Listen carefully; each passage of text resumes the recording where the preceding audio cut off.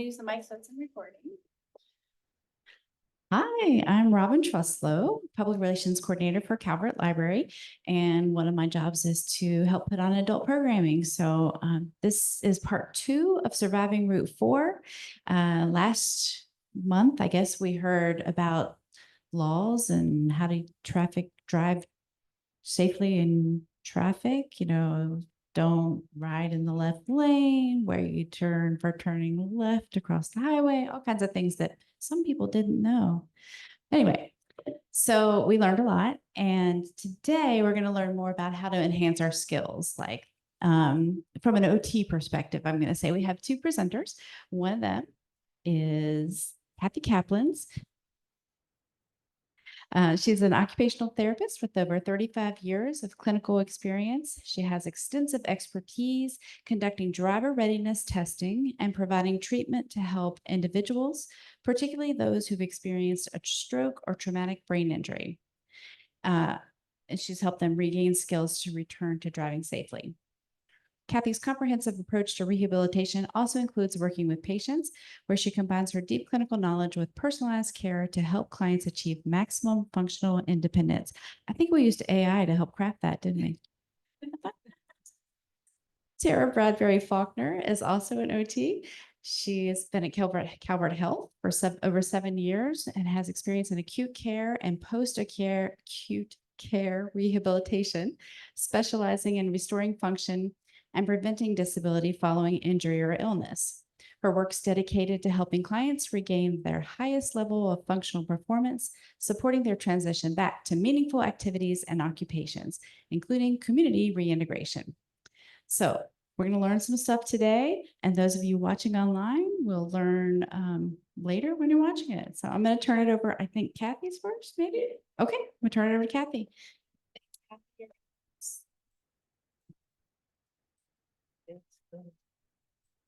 You can stick this in your pocket. I don't have a pocket. Oh, maybe I do. A hidden pocket. Okay. So. And use that one. Okay. All right, good. All right. Want to go to the next slide?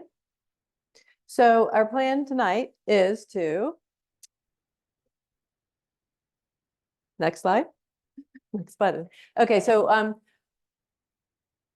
our plan is that you know the skills needed for driving for you and for others, so that you can evaluate others as well as yourself. And we have a lot of exercises and activities we're going to play with tonight so that you can develop your skills, or have everybody else do it too. And then to realize the potential limitations crucial for safe driving. And then we want to create resources in the county for driving if you can't drive, and for alternatives. So that's our plan for tonight. Next slide, please. So this slide is just a little more interactive, so just figuring out what skills we use for driving. Oh, sorry, I forgot about that. No, it's such a small word. Okay. Okay, so this slide is just a little more interactive. So we were just going to have people kind of shout out what skills you think that you use for driving. Vision. Hey.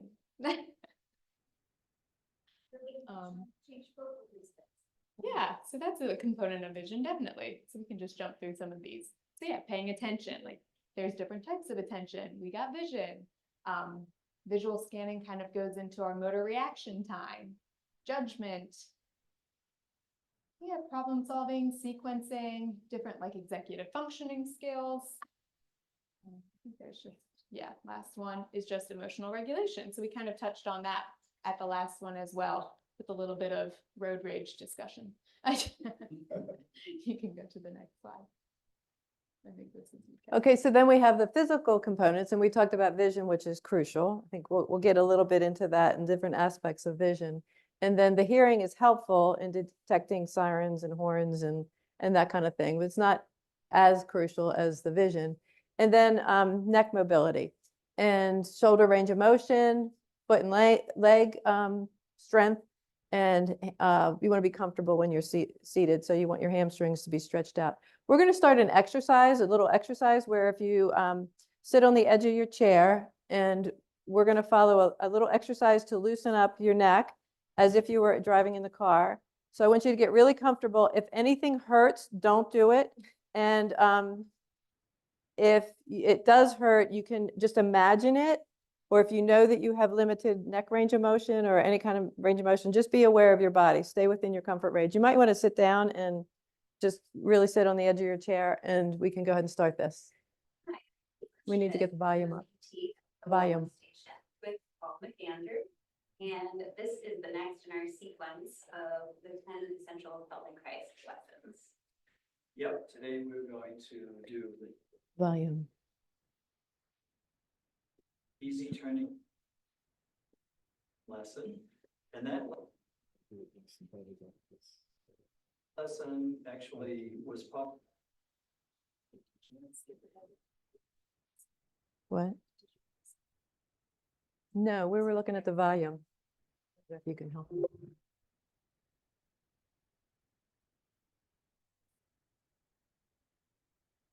Volume. Popularized in a book called Relaxercise that you can still get on Amazon, written by a couple of Feldenkrais practitioners. So, easy turning, here we go. All right. Why would I want to turn easy? Because turning hard is a waste of energy. Okay. Comfortable. And turning easy is gonna make it safer Turn the light off. for you to drive and easier for you to walk. Oh, Now, okay. how would this lesson relate to safer driving and easier walking? Maybe you'll see. Okay. All right, so stay tuned. Okay, all right, so your hands are resting on your thighs. How about if you imagine a light shining from your chest forward and a light shining from your face? So one light's on top of the other on the wall in front of you. And now, how about if you begin to slide your left hand towards you and your right hand away from you, and notice what happens to those lights. Yeah, so you're going to invite your chest and your pelvis to join in. So in my pelvis.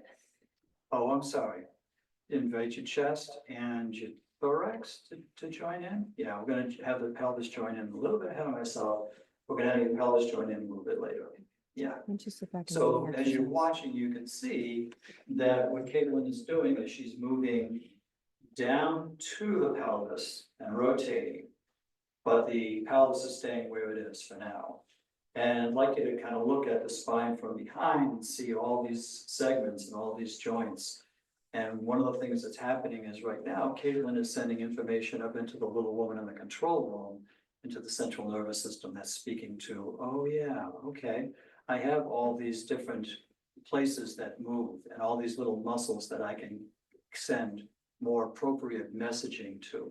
Okay, so why don't you let that go and just pause for a few moments and let your body kind of take that in. How are you doing with your breathing? Pretty good. A little Okay. shallow, maybe. A little shallow? Yeah. Okay. So maybe take a few more moments if you're watching this and you're doing the movement along with Caitlin. Or if you know, maybe you watch it the first time and then you replay it and do it with Caitlin. It'd be really fun for you to, first of all, really beneficial to just check in with your breathing, and particularly your out breath is when you might feel how your body is even that much more at ease and calm. Yeah, it's like And a then- sinking in and melting. It's kind of sinking in and melting. Nice, yeah. Okay, so taking advantage of the earth's support. So how about if you now go ahead and slide your right hand towards you, left hand away. And now you have an opportunity to compare. What's it like for me to turn to the right compared to what I was just doing?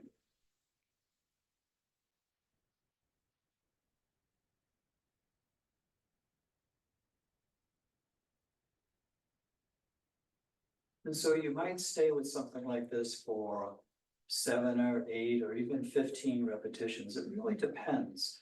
But what's going to happen is your curiosity is going to get piqued. At least I hope it does. Because you're going to notice, like, hey, why don't you pause for a moment and then go ahead and do that to the left again. That was ahead of you, sorry. Yeah, Yeah, the well, left is easier for me. feels easier. Feels more fluid and kind of comfortable, and this feels a little bit less easy, a little stiffer maybe, a little more resistance, a little bit, Okay, not hard, but just different. quality isn't quite as nice. Yeah. Okay, so if we were going to work with that, maybe you can imagine for yourself, would you go to Caitlin, it doesn't turn as nicely to the right, as pleasantly to the right. It's not as responsive in action to her intent as going to the left. So think about it for a little bit, and which way, if you were home right now, when you recognize that one way was easier for you, one way was not so easy, which one would you spend more time with right now? Which one would you initiate that practicing and repetition? So why don't we leave that for a moment? And then, how about if you, imagining those lights from your chest and from your face, how about if you turn, sliding the left hand towards you, but leave your face where it is? Nice. So you can see there's a lot of freedom in the spine, chest, and head that allows Caitlin to turn underneath her head, to swivel underneath the upper part of the neck area. So right now, as she turns, like right there, her cervical vertebrae in the upper part are turned to the left. Now her cervical vertebrae relative to the lower are turning to the right. Okay, great. So Caitlin, which one do you think, if you were going to spend a little bit more time with it, would you want to spend time with first? Going the easier way, or the way that was a little bit rusty or a little bit not so refined? The old Caitlin would say the rusty hard way. The new Caitlin would say the easy way. Okay, and how did Caitlin become new? Because she learns better when she does something gently, slowly, and easier. Yeah, Is that what you meant? yeah, yeah. Yeah, and basically, when you turn to the left, if that's the easier way, then what you're doing is you're speaking to your nervous system and you're saying, hey, you know what? Internal teacher, I'd like you to now recreate that going the other direction. If you went right to the direction that you were having difficulty with, if you had some inefficiencies there, and inefficiency could be some muscles contracting at any one given moment that ought not to be. So like the brakes are on, the emergency brake is on, and you're trying to drive the car. Or maybe there isn't a primary muscle group moment by moment changing that ought to be engaging that isn't. So you either have some muscles contracting that are antagonistic to the motion, or you have some muscles not primary movers that are not participating. And if you practice the pattern that's less efficient, you might actually just get better and better at those inefficiencies, Right. which is what people are doing all the time. You see it in the gym all the time. Yeah. So you go the easier way, you learn from that, and then you say, okay, little woman in the control room, just transfer that over to the other side. Beautiful. Okay. So when you left your head straight on and you turned just from the neck on down, yeah, and you left your head. So some of you doing this at home, if you watch yourself in the mirror, you might be surprised. You'll see, some of you will see yourself do this. You'll be turning and you'll have your eyes still facing straight, but your head's turning. So do this in front of the mirror. You don't have to be sitting. You can be sitting, you can be standing in front of the mirror. You could be just finished brushing your teeth or whatever, and just see what it's like to turn your chest and to leave your head facing straight on. If it's difficult, there's a little trick. So how about if you turn, let's do the easier way, which is everything head and chest to the left. And now leave the lower part where it is and bring your head back. And take in that feeling. So that feeling of when her chest, Caitlin's chest is to the left, and her face is straight on, that's the sensation that her brain is now relating to. So if you do this a little bit at home yourself, then you come back and now go ahead and leave your head once again and turn just from the chest. Yeah, and then it'll probably feel even easier. Now, why might you want to be able to turn your chest separate from your head? We'll get an answer to that, but you be thinking about it. Well, we'll give you an answer to that in a little bit. So if you look at the anatomy, maybe we can show you a little bit of the anatomy of the whole skeleton.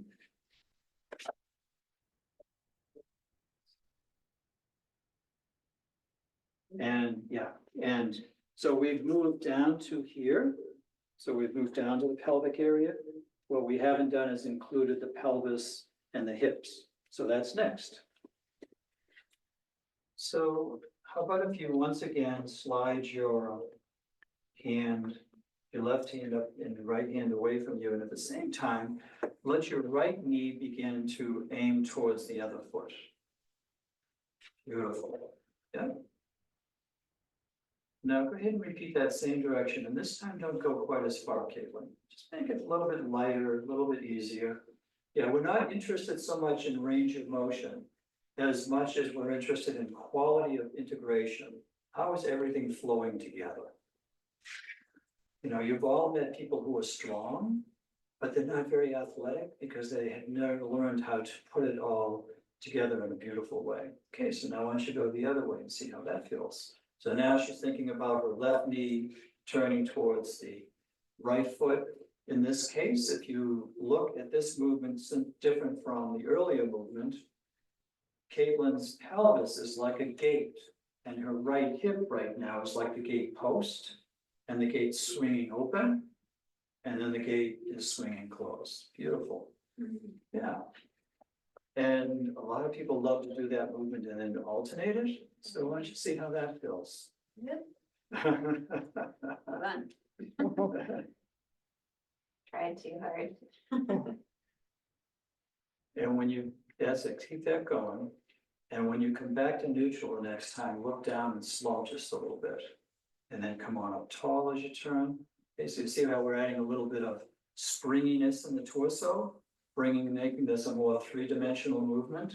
Very nice. Your feet are getting away from me a little bit. Like, ooh, Off you go. off I go.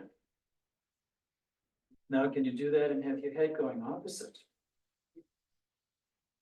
So not only is she leaving her head, she was able to leave her head straight on before, but now she's actually looking over the shoulder that's turning towards. Now, right there, how might this relate to driving your car more safely? It's like you're looking over your head, so if I just reverse this. Yeah, so if you were pulling out in an intersection out to the left, and you wanted to make sure there weren't too many cars, there wasn't a car coming from the right, as you're pulling out to the left, you'd need to be looking around to the right. Yep, yeah, so that's, and if you were walking, what's one of the actions of walking that requires freedom between the head and the neck and the chest? Yeah, right. An arm swing, I guess. Yeah, and you see all the people walking like this? Because this area isn't free, they have no fluidity through here. And as you know, probably many of you know that many older people actually get lots of respiratory challenges and have, get pneumonia.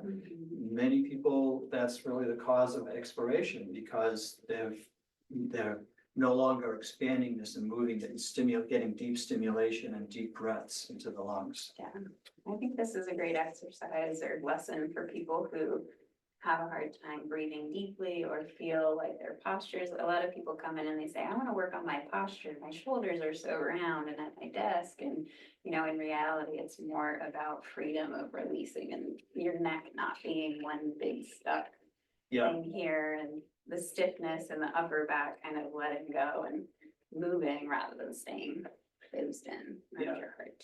and moving from the bottom on up. Yeah. The planet with gravity, that's what you're looking for, is that you move in response to gravity with ease and ease and an actual power that's effortless. So kind of like a feeling of spaciousness and expansiveness when you move. Mhm. Great.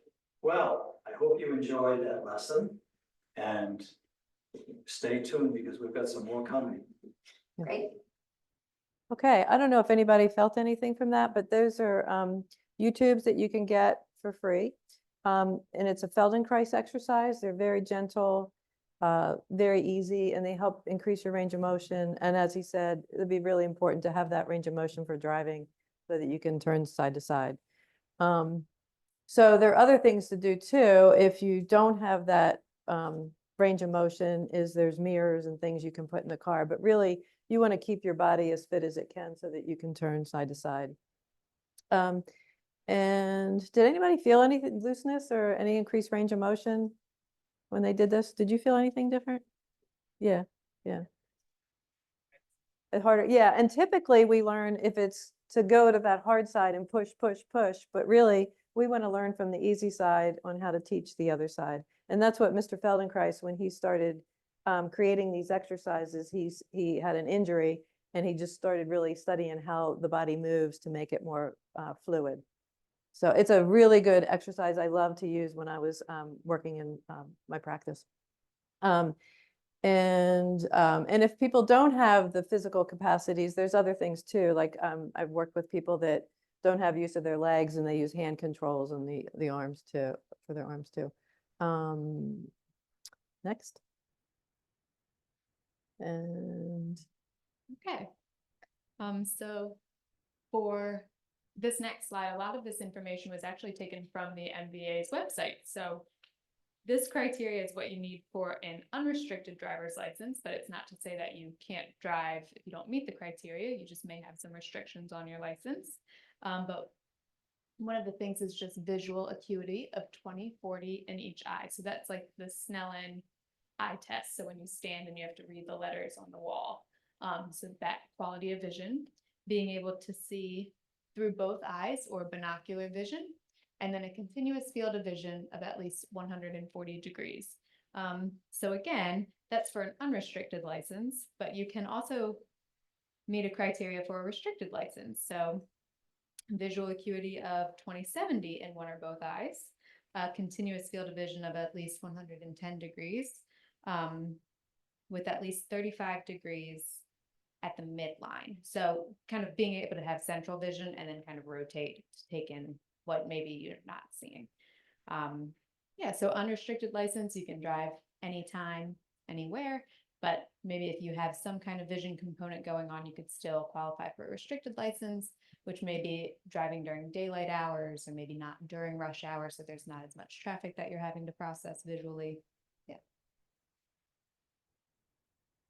okay, so at the bottom of that last slide, there was different blurs and on the screens of what you might see. So the different blurs. So some people, if you have a medical issue, you could have macular degeneration, or sometimes you have a stroke and you don't have your visual fields. And so if you can go to the next slide, please. So so it's important to check with your medical doctor to make sure that you have the qualifications for clear vision. There's another thing that I found that with polarized glasses versus not polarized glasses, and I can have these I can pass around. There's some people find a UV shield really helps with glare, and different colors. A lot of people, when they have trouble with their vision, if they wear a bright yellow one, it helps pull their vision towards them a little bit more. I can pass these around and you can try them on if you want. But we have different kinds of UV shields. Yeah, you can put them over top of your glasses. My mother used to use the yellow ones at night, and she felt like they pulled things ahead of her. And different people have different colors that they like better, that they feel like they can get more vision, more clarity. So it's really important to have that clarity when you're driving. So I know for me, I like the amber sunglasses. I felt like that made things clearer for me than a darker blue and things like that.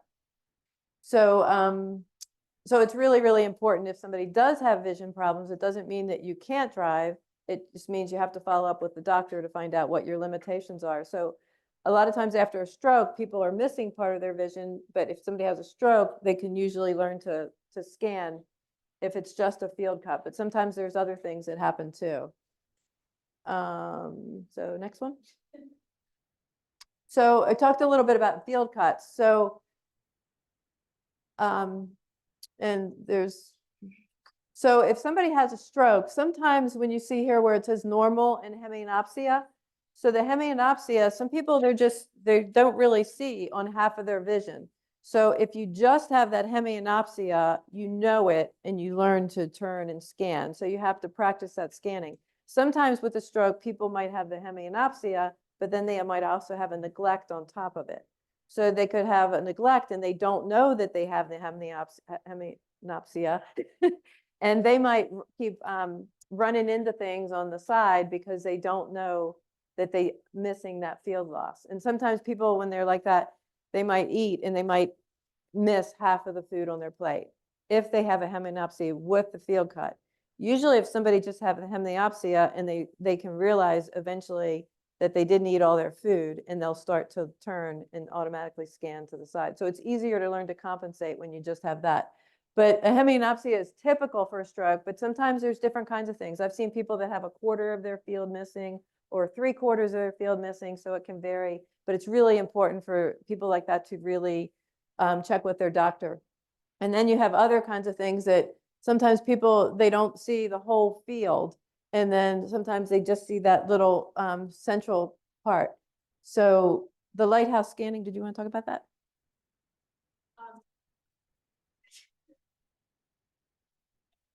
And like Kathy kind of mentioned, lighthouse scanning, we almost do automatically. A lot of us don't really think about it, but it's pretty simple. It's just turning your head the way a lighthouse kind of rotates to make sure you're getting in the full image. What's tricky about if you have a field cut or some portion of your field of vision is missing is you don't really know what you're not seeing. So sometimes it's hard to have that insight to know that you're missing a portion of what you should be seeing. But by just kind of using that scanning technique, going left to right, right to left, it's a little bit of an organized scanning pattern so that you can make sure you're processing everything that's in your field of vision. Okay, so as far as scanning, I just gave everybody a little smiley face. And when you're tracking right and left when you're scanning. But typically when we go into a room and we look at an environment, we typically do not just a linear scan. We typically look at the room in a circle. We roll our eyes kind of when we come into a room, and we look at the whole room. So a way to practice is sometimes I take these kind of little stickers and I put them on a popsicle stick or a pencil, and I'd hold it up. And I practice holding your head still and moving your eyes and keeping your head still and going around in a circle. So that would teach you how to scan in a circular fashion. So it's important to be able to look at something, but you also want to be able to roll your eyes without even looking at something. So that's a good way to give you structure to practice rolling your eyes so that you can scan the environment better. What happened? Oh, can you go back, please? I don't know what happened with that.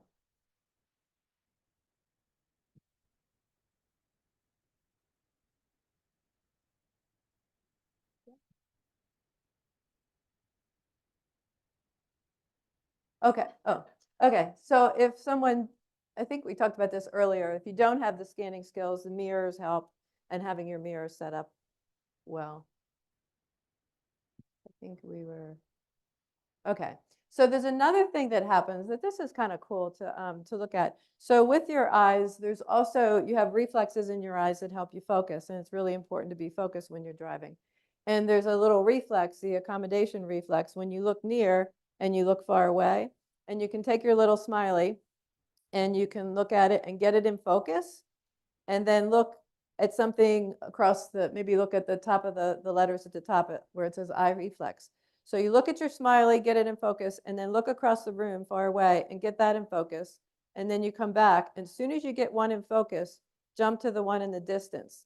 And if you go back and forth, it's like your eyes are like a camera lens, and it'll start like honing in.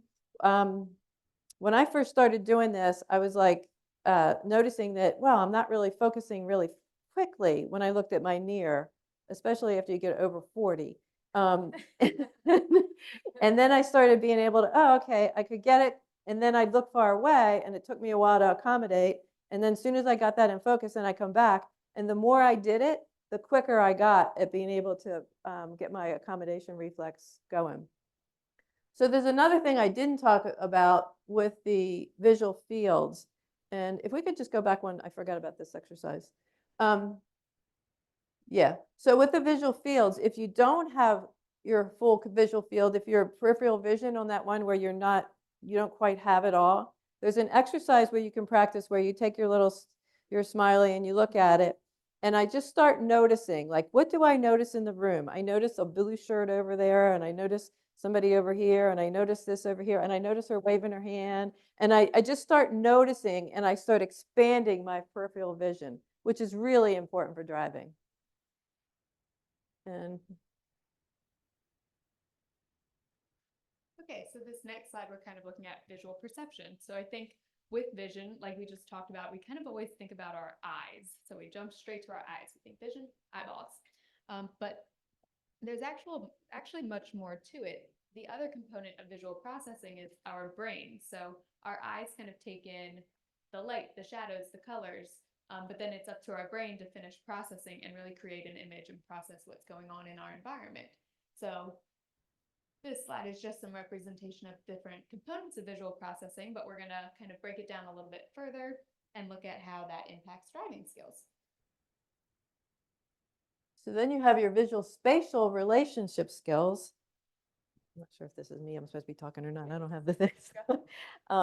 So that's how our objects interact to each other. Bill?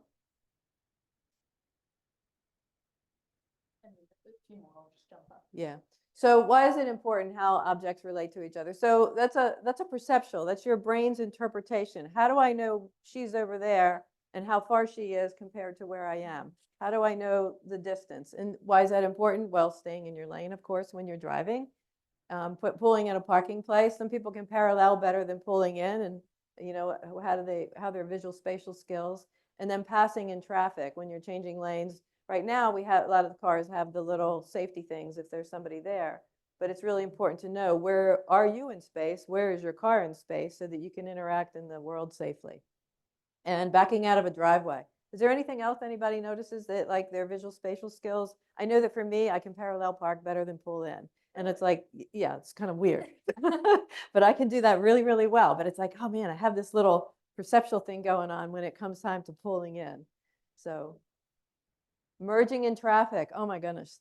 Yeah. Yeah. I've learned when I'm driving, I really don't like it when I have a merge up there and there's somebody in front of me that's gone really slow and they're really pokey and like, I can't really merge because they're, you know, so I usually stay back from them, wait till they get merged in, and then I can speed up and merge in. But definitely you have to have good visual spatial skills for that.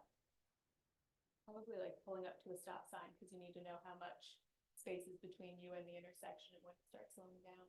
Yeah, yeah. Yeah, I met this guy the other day. He was a traffic engineer, and he said they take into consideration with red lights of the visual spatial, like if people are texting nowadays, they're taking into consideration of how to time the light according to people's distractions, that they shouldn't be distracted. And there's a whole engineering thing on the timing of lights. It was just amazing what they do, what they are looking into.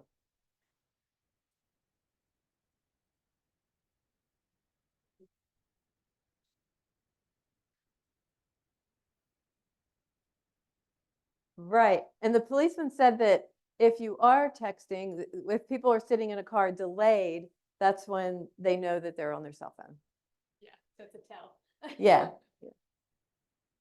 Okay, so this next slide, it's going to have a little video that goes with it that's kind of fun. But visual memory, so just being able to remember what you just processed. So that's very important with driving because as we drive past a sign, it's like, well, what was the name of that road? Or what did that sign just indicate? Is this a yield or is this a stop? Or so just kind of processing, again, your environment and your ability to navigate it. So if we, this one kind of had that video. I think it's on the next one. Yeah, okay. We're gonna jump forward and then that way we can watch the video. It's fun.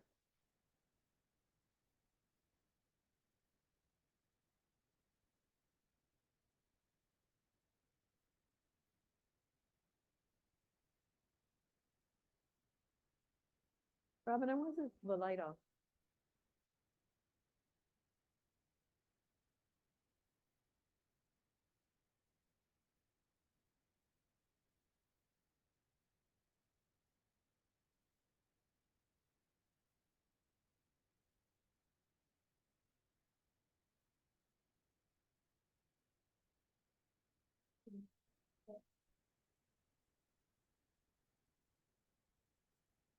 Does anybody remember how many seagulls were in the picture? Yeah, you can go ahead and play it. So yeah.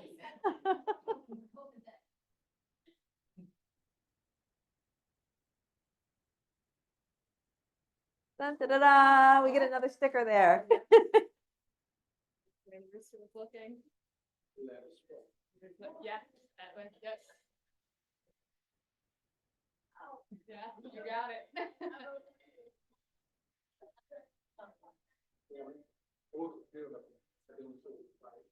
Yeah, which type? Yeah. Yay. I know, yeah, the first time I did this, I was like, what are they? Red and yellow, you got it, you're good at this game. Shoes.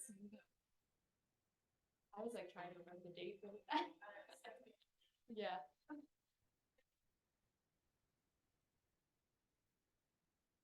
Yep, yep, looking.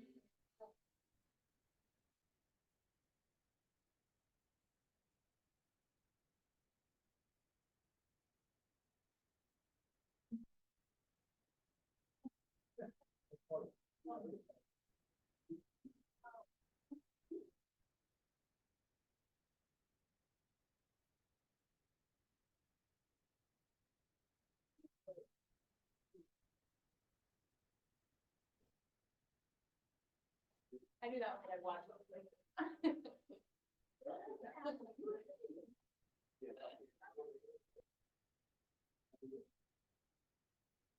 Yeah, that was tricky. You didn't actually see that picture.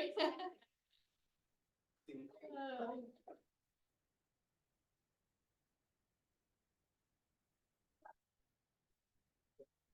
Yeah.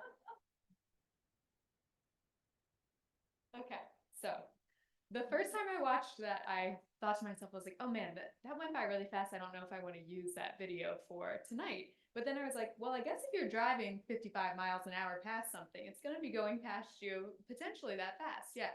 So that's just a good representation of visual memory. So just how quickly we process something and then commit it to memory, and maybe how accurate or not accurate we are when we're doing so. So there are some strategies that we can use if our visual memory is not great. And one of them is incorporated into a lot of cars or on our cell phones, but it's just GPS. So you don't necessarily have to remember every sign that you pass, every like tree on the road that you're supposed to take a left at. You can use a GPS and it'll kind of tell you in real time. The only caveat is you just want to make sure you're not distracted by the GPS while driving. Practicing memory games, and then reviewing or studying the route. So that kind of goes hand in hand with the GPS. Maybe you put it on the GPS, but you kind of review prior to, so that you're not completely dependent on it and staring at the screen while you're driving.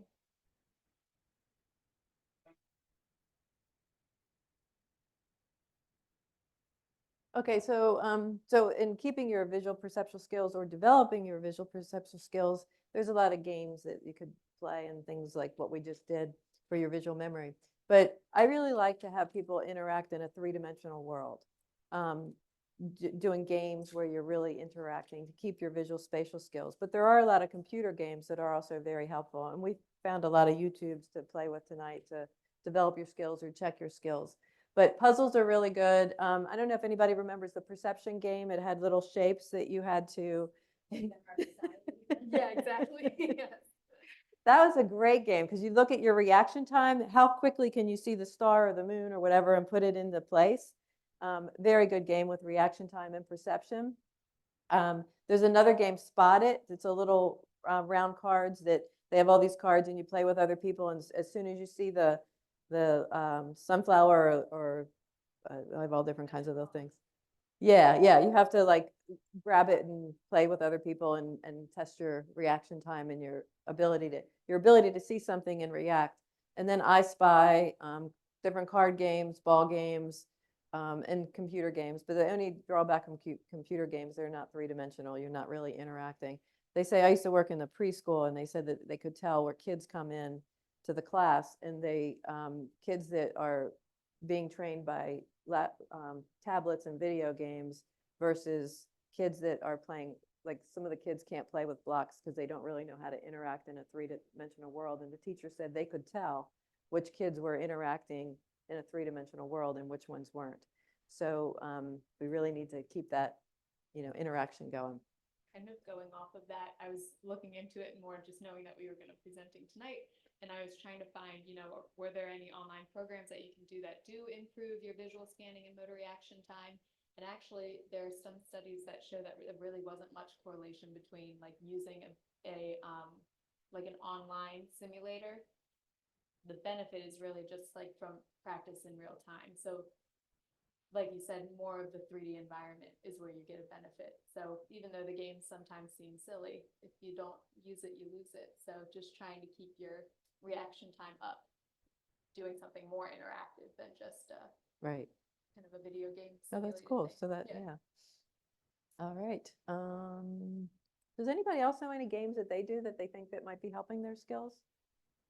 Anybody have anything that?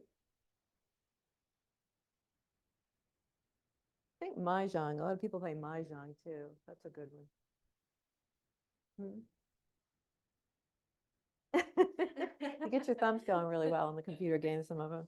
Okay, so has anybody ever seen these pictures that you have to look at them and yeah, and can you see them? Does everybody have trouble? Anybody have trouble seeing them? Okay, you have trouble.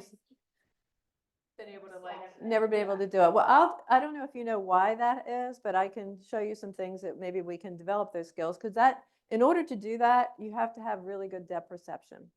And you have to know where you are in space really well. And you have to either look in front of it or behind it and know how to use your eyes to do it, to have the images popping out. So go ahead to the next slide. And I want everybody to take a piece of dental floss about your arm's length. And I'll show you. Yeah, just take a piece of dental floss like here, so you can put one end on your nose and one end out to your finger. And I'll show you how that works.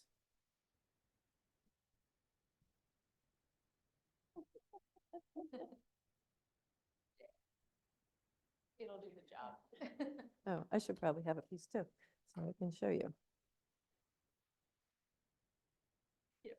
Okay, we can go to the next slide. So what we're doing here, this is an exercise that I learned from developmental optometrists, and it's a takeoff from the Brock string. So if you have two eyes working and both eyes are working, we will see how that works. So I have on my nose, I'm going to put the string, and out in my thumbs, if I look at my thumb, I am going to, if both eyes are working, you want to have the string taut. If both eyes are working, how many strings will you see? You see two. Now, sometimes people do this exercise and their thumb is blocking the other string. But you should see two string. Well, let me say, ideally, if you were one of the Redskins or Commanders now, if you were one of the Commanders and you were doing sports vision, you'd want to have the optimal visual perceptual skills. Because if you're running and you're catching a ball, you have to know where that ball is in space to your body. And so you have to have really, really good depth perception. So a lot of people don't use both eyes all the time, but ideally you want to. So if you see two strings going into your thumb, that tells me that you're using both eyes. If you do that exercise and you close an eye, you'll notice that you only see one string. Now, sometimes the strings will cross at your thumb if you're looking at your thumb, if you know where your thumb is in relation to your body. If the string is crossing in front of your thumb, it might look sort of like where the yellow line is. And that tells me you're either, it could be that you're not exactly sure where your thumb is, or it could be that you need glasses. So there's different kinds of things that happen with the eyes that sometimes you might you might not know how to focus on that. Now, sometimes people will do this and the strings will cross. They won't cross at their thumbs. They'll see two strings coming out. And the string is probably crossed in the distance. So it means they think that their thumb is further than it is. So your visual spatial skills might not be perfect. Well, none of us are perfect. And sometimes you might look at the string and one might disappear and come back. Yeah. So that tells me that your brain is processing sometimes and sometimes not. Or it could be that we're overstimulated. It could be if you're driving down the road and you have both eyes working and a lot of stuff goes on, you might shut down part of that eye because you're overstimulated. So, anybody have any questions about that or what they're seeing? The reading glasses might help because, yeah, that might help too. So it's a little bit complicated with this. So there's different exercises you can play with this. And one is just holding up the string, trying to see both. You could tap your thumb and that will give you feedback of where your thumb is in relation to yourself. You could try to move it around a little bit and that will give you a different sensation. So you know where your thumb is in relation to you. If you go all the way to the side, one of your strings will disappear because, and it depends how soon, depends how big your nose is, because your nose will block one of the strings. Sometimes people have their finger up here and they might block it. So that's a simple exercise to practice to see, are you using two eyes and are you using them consistently? And you could teach yourself to use them better if you want to be a better football player. What was that? You can just kind of playing with it, making sure that you can keep both of them on. I mean, there's different exercises with the Brock string. An actual Brock string is a longer string, and I think I might have one here. It's a longer string with beads on it, and you could do it at distance versus far away. It's probably all nodded. So can I have you hold one end?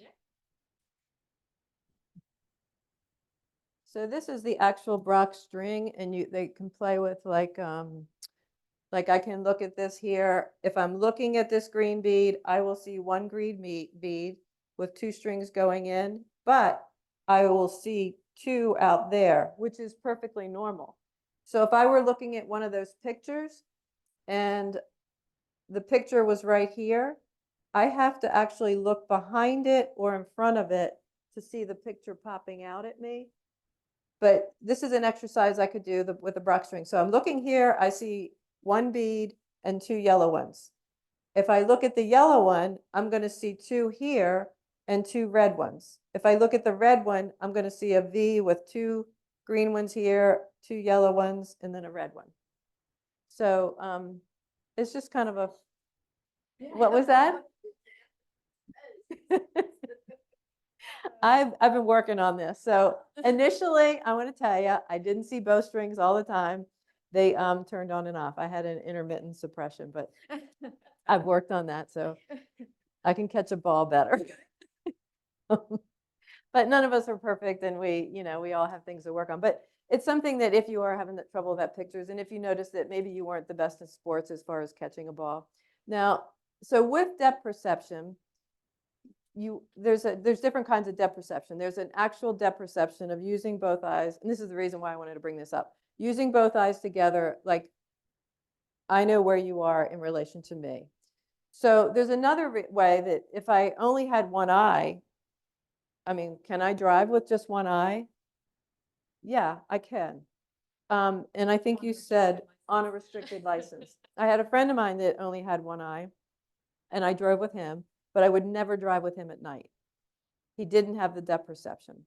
The reason why I know, if I just had one eye, the reason why I know where you are, I know I can cognitively know that you are in front of those chairs there because I can't see part of the chairs.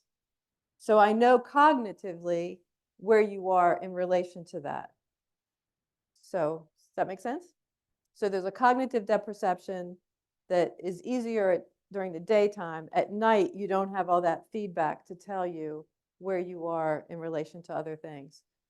So there's another little thing that we could try with the coins. I don't know if people have coins, but we just take your fingers if you don't have coins. I forgot to get coins.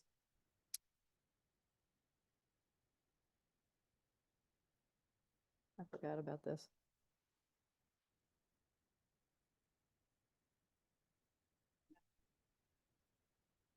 Okay. Okay, you got two. Okay. I took the big ones. So if you have two coins and just hold your coins up, and this, they're going to tell you what to do here.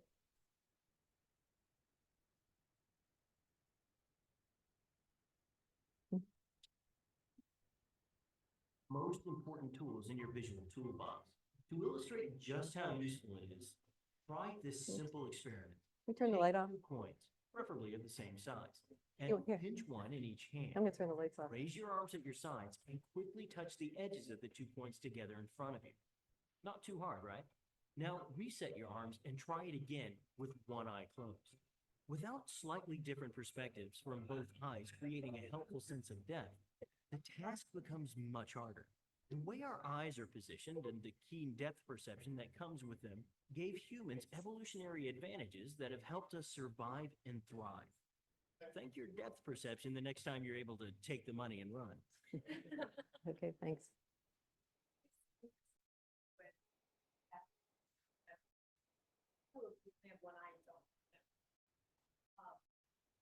The first time I heard that, I was like, I think I still have it. But when you do like an exercise like that, you realize that you actually, you do need both eyes. Yeah.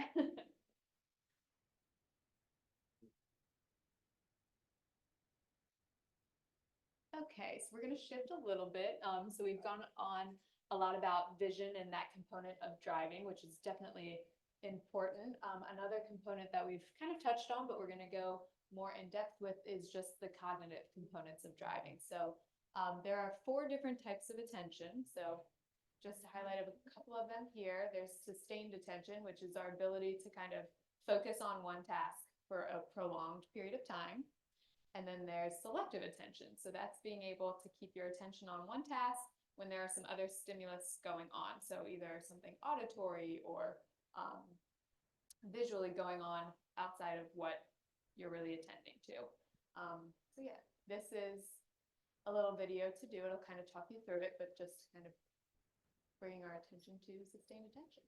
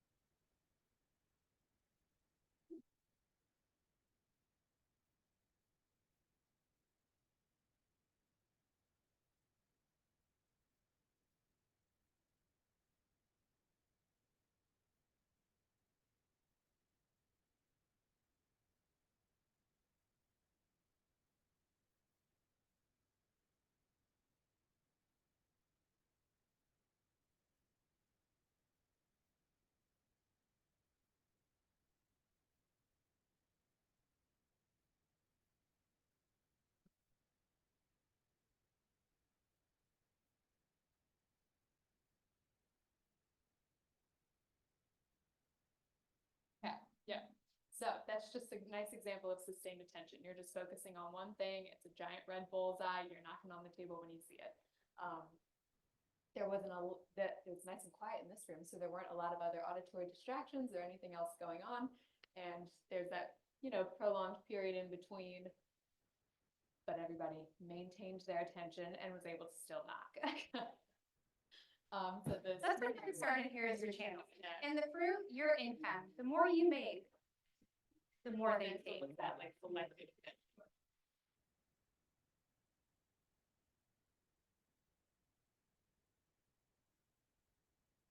But what if you own the garden?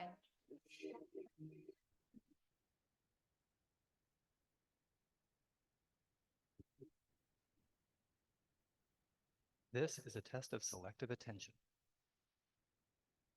Count how many times the players wearing white pass the basketball.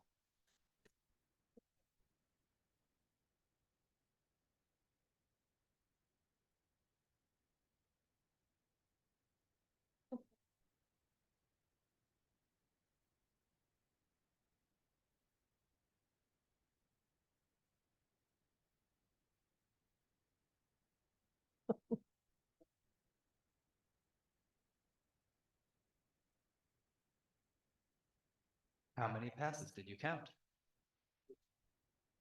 The correct answer. Oh. But did you see the gorilla? Yeah.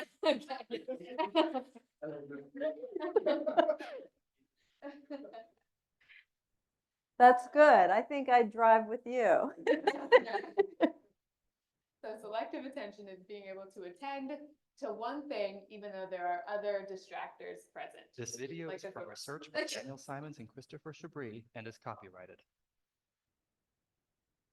Being an adult with ADHD can Okay. And then the other types of attention, there's alternating attention. So that is when we kind of as described, but we're gonna alternate our attention between stimulus. So maybe, I think at the last presentation, the officer mentioned, he doesn't even talk to people when he's driving because that's a distraction. So when you're trying to focus on what you're processing on the road and then also alternate between talking to somebody and having that conversation. So, and then there's divided attention. So alternating attention is there are maybe two or more things going on and I'm attending to one and then I stop and I attend to the other. So then there's divided attention. So maybe there's two or more things going on and I'm paying attention to both at the same time. So the thing with divided attention is, yeah, there's not really, it's argued that there really isn't such thing as divided attention because we inevitably are not attending to one of the stimuli. So this was a fun game that Kathy tried. So do you want to go into it? Yeah, I want to, your skills are really good. I want to ask you to help me with this. Okay, so I would like you to do is, I was going to bring no, I'm good. I was going to bring a metronome and I forgot my metronome. So I was wondering if you could just keep a steady beat on the table. Okay. And while he's keeping a steady beat, now we see words up here, okay, and we see colors up here. So I'd like, as you keep the beat, I'd like everyone to call out the color that they see. So we're going to go to the first one, like what's the color that you see? Red. Okay, and as they say red, I want you you have the beat going when everybody's saying the color. So we'll go red, whoops. Blue, green, yellow, green, black, blue, red, yellow, black, yellow, blue, green, red, black. Great. Okay, let's do that again and let's read the word instead of the color. Purple, yellow, red, green, red, yellow, blue, purple, black, red, green, orange. You guys did really good. Did you want to throw another tip in there? Or? No. No? That was really good. Thank you for helping me with the beat. So did anybody notice like they want to read the color versus say the color? Yeah. Yeah. It's dividing your attention. You have. It's hard to do.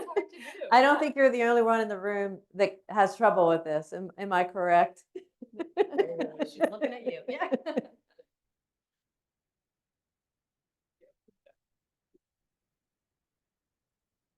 Okay, so yes, strategies for alertness and attention, just kind of how we mentioned before, but planning ahead. So if you kind of have an idea of where you're going, maybe you don't have to be focusing on as many things at one time while you're driving. Practicing mindfulness. So in that first video, he talked about you're doing the range of motion, but now are you also breathing? So, and she says, oh yeah, I'm taking really shallow breaths. So just kind of being aware of our breathing, our presence in the car, trying not to be distracted by, oh, when I get to the grocery store, I need X, Y, Z. Just kind of be in the moment, be in the car, process what's currently going on. Getting plenty of sleep. So bit of a hypocrite on this one. I have a 1-year-old at home and she does not let me do that. But taking rest breaks when fatigued. I do this. And actually I noticed in my husband's car, after he's been driving for like 2 hours, a little coffee cup jumps up on his dashboard. Oh, Yeah, where like the check engine light is. And when we looked it up, it was to suggest that you take a break when driving because you've been driving for a prolonged period of time. So I thought that was an interesting safety feature that's now added. I think Bill said you had some kind of safety feature on your car when you, same thing. it's a little coffee cup? Yeah. Oh, I thought it told you. Yeah, yep. Yeah, same thing. Trying to eliminate distractions inside the vehicle. So I think a lot of the times we listen to the radio and also maybe, are checking something that's in our eye in the mirror and we're also trying to drive. So just kind of slowing down, eliminating some of those distractions. And then minimizing those activities that take our eyes off the road. So texting and driving, which we now know we cannot even do at a red light because you're going to be that person that's holding up everybody else when the light turns green. So for rules of the road, just in case you weren't here last time, there is a resource provided by the library. You can watch the video, but he does go over some of the basic principles of driving. And I think knowing the rules before you get out there helps because, when I was taking my driver's test, I drove past a sign and the guy turned to me and he said, "What did that say?" And I was like, I don't know. I don't know what it meant. And then I got flustered. But if you are familiar with the rules already, then you don't have to get so flustered by trying to process things while you're driving.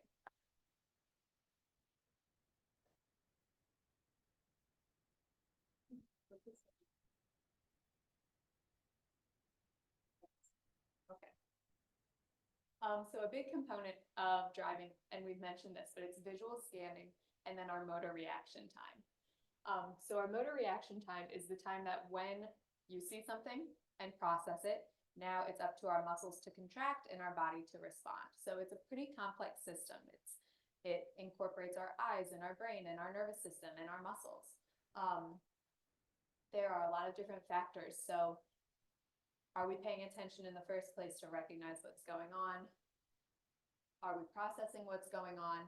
And then physically, is our body reacting to it? So this little link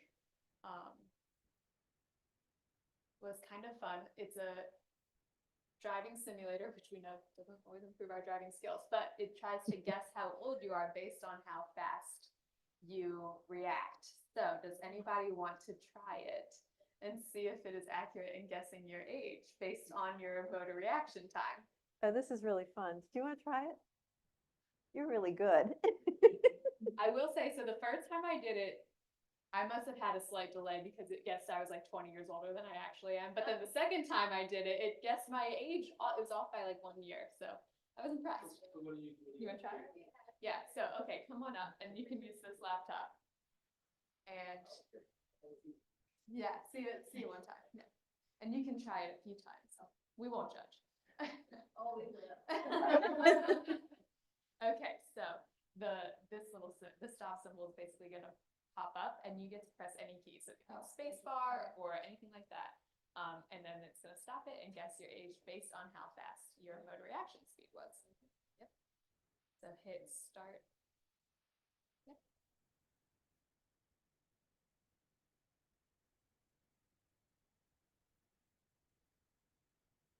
Oh, look at you. Wow. Okay, can anybody beat 24 years old? Are we gonna say that's 30 years younger than that? You need another sticker. Oh, we got some. Here, you want to give her a gold star? Did anybody else want to try? Yeah. Yeah. No, I ain't money to try, that's what we do. So you gotta fish. Yeah, so if you press try again. You can hit any key, space bar or anything. You are very. Yeah. You can try again. Yeah. Now you know how to do it. No, that's right.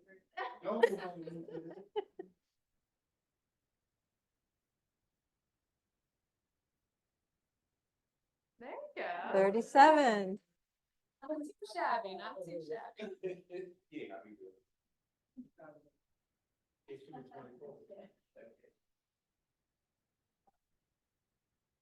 Go back to the slide. And I will say for like the visual scanning and motor reaction piece, if that is something that you are like concerned about, you're like, oh, my motor reaction just is quite delayed. That is something that you could see like an occupational therapist for. I know when, not where I'm working currently, but where I worked previously, we had like a whole integrated system. It was like a 4-part series, and it worked on visual scanning and motor reaction time.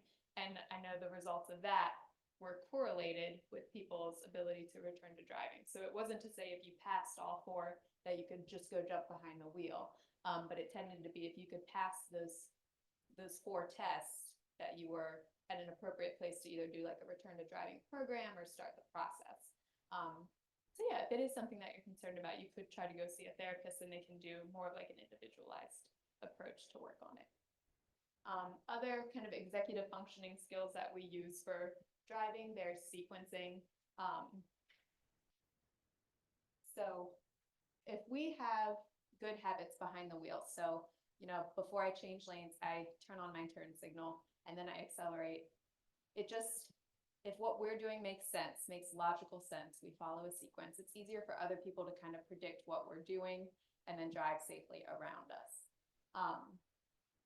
Yeah, so just checking our mirrors and then signaling and then doing the task, as opposed to just kind of doing things randomly, and then it's hard for others to judge what's going on. So we remember we did a visual memory part before. We remember that. Yeah, yes. We remember the rooster. So memory lapses can lead to errors, and tips for your memory. And I like to think of it this way, like for my memory, it has to go in for it has to come out. So there's a feedback loop. So we have to really pay attention. We have to have the vision, we have to pay attention, we have to do all these skills to let it go into our brain in order for us to process it to come out. So I think of it that way. So if there's steps along the way that you know, hey, my vision's not real clear, if your vision's not real clear, or you're not paying attention, or you're not focused, it's not going to go in, so you're not going to be able to retrieve it. So you can find out what your skills are to build them up so that it can come out better. And then there's other things you can do on the compensation of like what Tara was saying as far as with the GPS. If you could look at the directions before you get there and rehearse that so you're familiar with it, so you know what you're doing once you're out there on the road. And then I also like to, for myself, if I have this little checking thing, sometimes I say things out loud. If I iron something, I'm like, well, I am unplugging the iron. So I know that I'm saying it verbally. So I remember when I left the house, did I unplug the iron or not?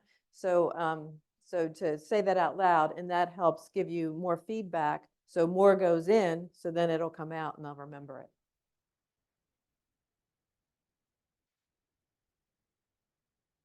Problem solving, another executive functioning skill that we use while driving. So sometimes, you know, an emergency vehicle is coming up behind us and we just need to pull off quickly. So, you know, where's a safe place to do it? So having those skills is important in driving. I think with problem solving, I don't really have an exercise that we can do today that makes you leave here and be better at problem solving. But I think with problem solving, it's nice to just have the insight that that's a skill that we use in driving. I think with some people that I've worked with, you know, maybe they're really impulsive and they don't have great problem solving skills. And then that's the point that maybe we have the insight to know, okay, I'm not ready to get back to driving yet until I've got a little bit better problem solving skills. Similar to, Oh, yeah, and judgment, the same thing, you have to have good judgment, and if you're tired, if you're doing, drinking or drugs or any of that kind of thing, that will affect your driving, and to be mindful of that. And just recently, a lady was riding down the road and she took cough medicine at the Giant and then was driving home and passed out and kind of was coming towards me. She passed out because she didn't realize the cough medicine was going to make her dizzy and totaled her car, but everybody's fine. But just to be aware of your medicines can affect, your driving. They put those signs on for a reason. So have good judgment with driving. And can we go to the next one? And then emotional control, it's really important. I thought this was kind of interesting, like an unsafe driver's behavior. I mean, I never really thought about an aggressive driver, but if you're, I like this little quote at the top of it about unsafe behavior, and any of that is considered aggressive driving. So it's important to manage your emotions, and doing breathing techniques to calm yourself, or certain music to keep yourself calm is a good compensation for your emotional control. And we have to watch out for those other people that aren't in control on the road. And mental health, it's really important to look at. Like some people have, I think as we all get older, we have to look at and we have to watch out for people that might have dementia or severe ADHD or things that can affect their driving. And I think this is pretty self-explanatory. Impulse control, managing it and being calm under pressure. Want to go to the next one? Okay, so this is just something that I found online after Kathy and I got to talking, and it's a 21 item survey, and you can either do like a self-assessment, or if it's a family member or a loved one that you want to assess, and it's just a link, but you can also Google it and find it. It was pretty easy. I went through it myself, but it's just, and we don't have to go through it all today, but it's just 21 items and it assesses things. And then at the end, it'll give you a risk assessment score. So it'll tell you, are you a high risk driver or a moderate risk driver or low risk driver? Yeah, so that's just something that if you Google fitness to drive screen, made up by, I think it was like the University of Florida or something like that. And there was also, they explain it more on the YouTube video, but we don't have to get into it all tonight. I just wanted to include it as a resource for people. Yeah, it's all in your handout there. Yeah. Whoops. Bill, we're not doing this. Yeah, you don't have to. Thank you.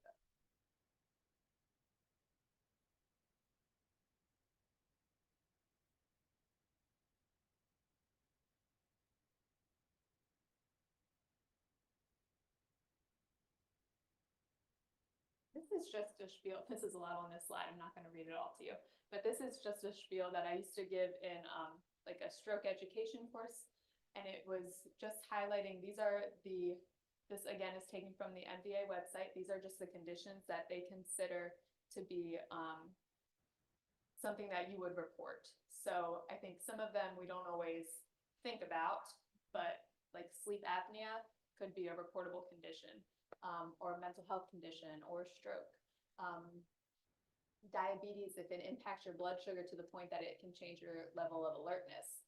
So these are all things that you could report to the NVA. Maryland is a self-report state. So technically, what I would always tell my patients who had a stroke is I would say, in the state of Maryland, it is your responsibility to notify the NVA that you have had this, and you just give them a little blurb, kind of the nature of your reportable condition. And if you jump to the next slide, this is the contact information that you would give it to, but you just include your name, your date of birth, and then for nature of reportable condition, you can either use something written up by your doctor, or you can just kind of write a blurb and they can ask follow-up questions as needed. And the goal of the NVA isn't to take people's license away, but it's just to try to keep everybody on the road safe. I do think that doctors can also report, and I think police officers can also report if they feel like somebody has a condition that impacts driving. but I just know in the state of Maryland, it is technically self-report. So if you didn't report it and then you were in an accident, you can be held liable if you've recently had a condition like a stroke. Teen driving, we just wanted to highlight because we saw some teens here last time. I found this resource, it's just the National Highway Traffic and Safety Administration put a link up. One of the quotes I liked was eyes on the road and hands on the wheel. And one of the things that they just kind of honed in on was, as a parent, kind of modeling the type of driving behavior that you want your teens to portray. So I thought that was important. And then also, having consequences for the things that you don't want occurring. So maybe your teen is using their cell phone. Okay, now we have a consequence that you're losing the cell phone at home. And then that way it doesn't lead to a more severe consequence on the road. So yeah, just modeling the behavior you want and then kind of setting those ground rules and having repercussions to shape and model the behaviors that we don't necessarily want on the road. Because we know with teens, there's an immaturity there. They're just developmentally, they don't have the executive functioning skills that adults have. Their frontal lobe is not fully formed yet.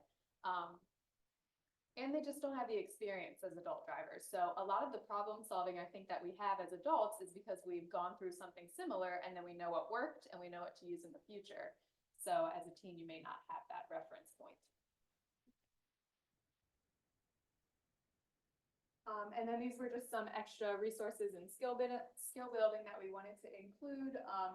I think one of the biggest things that we wanted to kind of hit home was there are some driver rehab programs that you can use. So again, we kind of mentioned earlier, driving it's really individualized. The skills are individualized. So if you feel like there's a vision component or a motor reaction component that you want to address, you could do a driver rehab program, and they can really make it more centralized and meet your needs. Yeah, that's a link to some throughout the state of Maryland. Okay, so if you're not able to drive, that's another part that we want to get involved in a little bit here. In this county, they say we have public transportation, but it just goes in a loop. And if you're living in Huntingtown and you want to get to the grocery store, it might take you 2 hours to get there and 2 hours to get back. So in this county, I'm concerned that as I get older and I see people that are older that are driving, what can we do to support people in this county? So there's a couple things I've been looking into. One of them is there's different agencies that help people that are elderly, that they will drive people. I have a company, a homemade plan, that they will drive people for 4-hour minimum, $32 an hour if you want to, if you need help driving. Then I just met Mr. Chase, who also has a company that he's starting up, and I'm planning on working together with him and starting a more of a volunteer program for volunteer drivers and seeing what we can do in this county to start something. And I don't know if you want to introduce yourself and talk a little bit about what you're up to. We wanted to, if you do it, then it's on the recording. Yes, I wouldn't have used the mic either. But Hi, I'm Michael Chase, like she said. I started this about 3 years ago, right during the COVID. Then I was doing it, and I had hip surgery, and I couldn't get around to help. So I made a point was that I was going to help any and everybody I can to get up, go to the store, take the elderly to the doctors, or whatever that needed to be done, I was going to do it. So me and my wife came up with this idea that we're going to do transportation for those who need it. So that's pretty much what we do. So Yeah, so I want to see if anybody's interested. I want to have people write their name, and we can contact you if you want to volunteer, or volunteers, or if you need help driving, what can we do in this county to start something like that? So I'll just put that over here and we can get your names and get that started.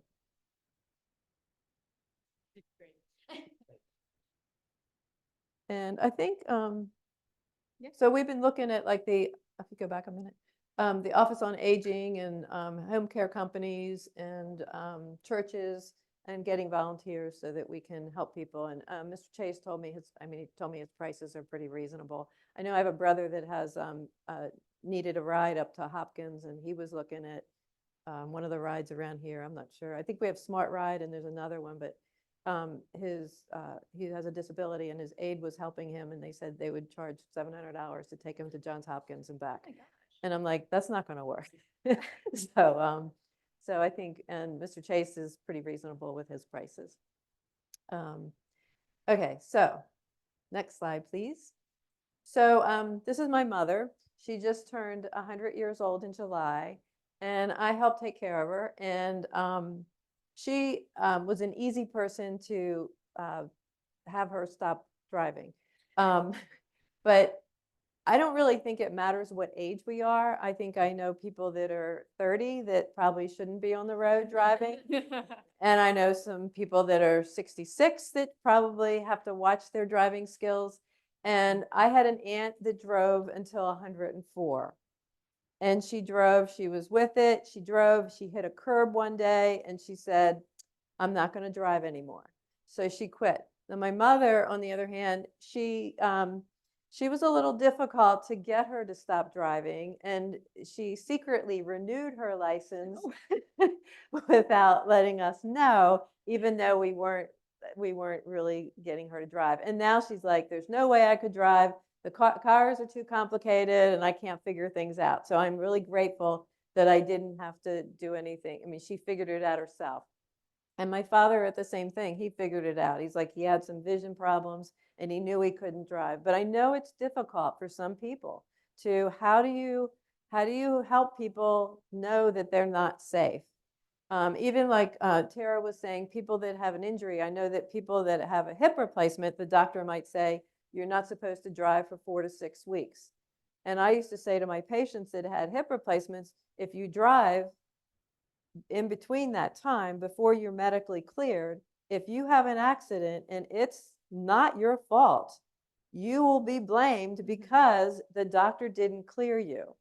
Some of the doctors are really keen on that, and people with brain injuries are a little different, and it's not always an easy solution. So it can be kind of tricky. So there's not hard set rules on age, but I do think that I would love to see, I know in some states, I think they said in Nebraska, after a certain age, every year they have to be tested. I would like to see that. I would also like to see teens be tested every year until you reach a certain time, because I think it's really important. I think one of the things I remember when I was getting into driving assessments, and they say, driving is not, like a lot of people think it's a right. I have a right to drive. And it's a privilege. It's not a right. And I think we have to, keep that in perspective. So anything I missed there? I don't think so. Any Okay. questions? Anything we didn't touch on, or? Yes. The Maryland vision test, you get your driver's license. They look at visual acuity.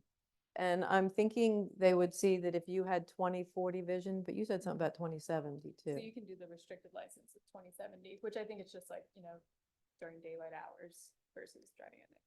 Yeah, so I know that personally I wear contact lenses, and at one point I didn't want to wear reading glasses. So I had my vision at 20/40. And I knew I was safe to drive at 20/40. I can't even imagine driving at 20/70.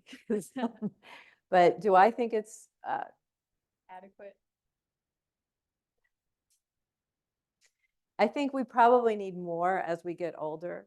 I mean, I think it would be nice to have some other things tested, but I don't really see that happening. I know that when I did driving assessments, I did a lot of driving assessments for people that had strokes and head injuries and all different kinds of things. If they were alerted to the doctor, and the doctor would write an order and I would do an assessment. And we had all these different assessments. It was like a 3-hour assessment, and then we'd write it up. And after our assessment, some people we were definitely, no, their reaction time isn't good. We had things where they had to see a red light, green light, and push a brake pedal. And if some of them, they were definitely a no. Some of them were on the fence of, I think we need to do an on the road tester. So what we would do is recommend, we had certain people that did on-the-road testing, that we would take them out to make sure that they were safe on the road. Some people, we put restrictions on it. Some people, they were able to drive if they had somebody with a good driver's license sitting next to them. Some people, we said they could only drive during non-busy times. So we had different restrictions on some people according to how they did on the on-the-road test. I also worked in a nursing facility where I remember people were really, really grateful that I was in their occupational therapy department, because they were like, I don't know what to do. My mom's memory is not good. And I remember having a lady that would, she would drive into DC and she'd forget everything at where she went. And we don't know how she came home, but when she was tested, then they had some evidence of, hey, you probably shouldn't be on the road. But then I'm like, okay, people want to be active. They want to do things. What can we set up here so that we can still be active and have people that can volunteer to take you different places? So I don't know. I didn't really answer your question because I don't know if there's a legal thing if I say something wrong here. But I think we probably could do more. You're in agreement with that?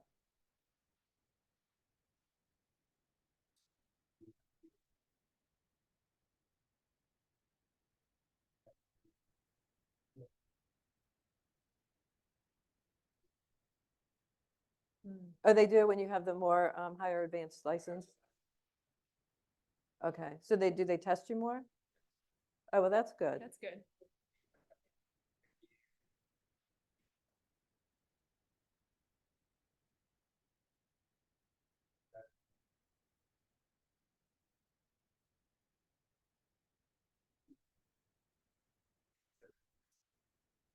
Yeah.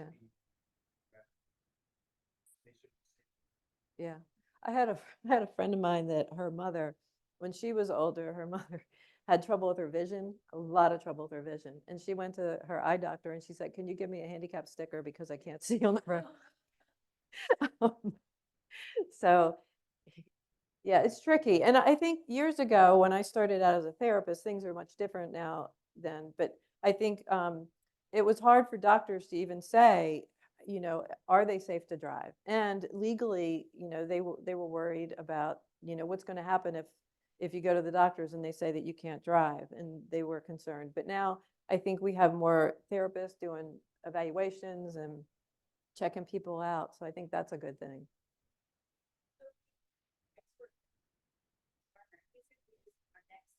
Oh, yes,